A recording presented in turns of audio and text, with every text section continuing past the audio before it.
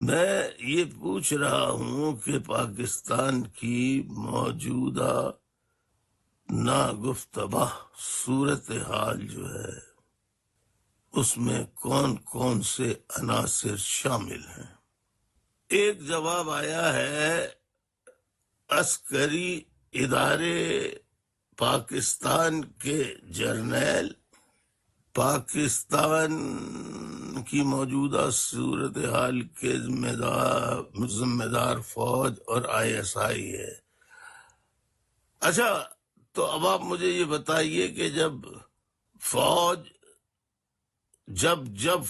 نے مارشاء اللہ لگایا تو عوام نے فوج کے حق میں نہ صرف نعرے لگائے بلکہ محلہ محلہ عوام نے مٹھائیاں تقسیم کی، تو سارا ملبہ آپ نے آرمی جرنیلوں پہ ڈال دیا اور فوج پہ ڈال دیا، اور اپنے آپ کو آپ بری و ذمہ سمجھنے لگے۔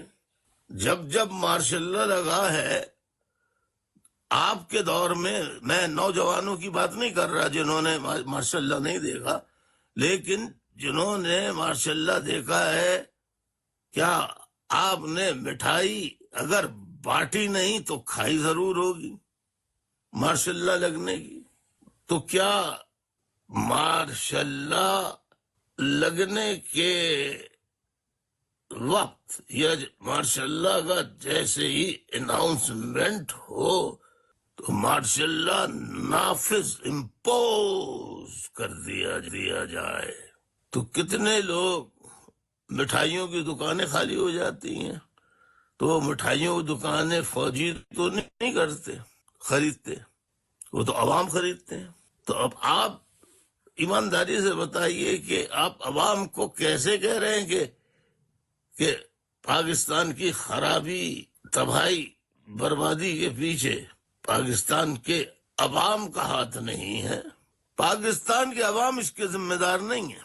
آپ یہ کیسے کہہ سکتے ہیں کہ یس 50% آپ کہیں کہ یا 75% کہیں یا آپ کہیں کہ بھئی سارے ہی ادارے عوام سمیت سبھی بلا واسطہ ڈائریکٹلی انڈائریکٹلی ملک کی تباہی کے اگر کرنے والے اصل کردار وہ خود نہیں ہے تو اصل کرداروں کے سہولت کار ضرور رہے ہیں۔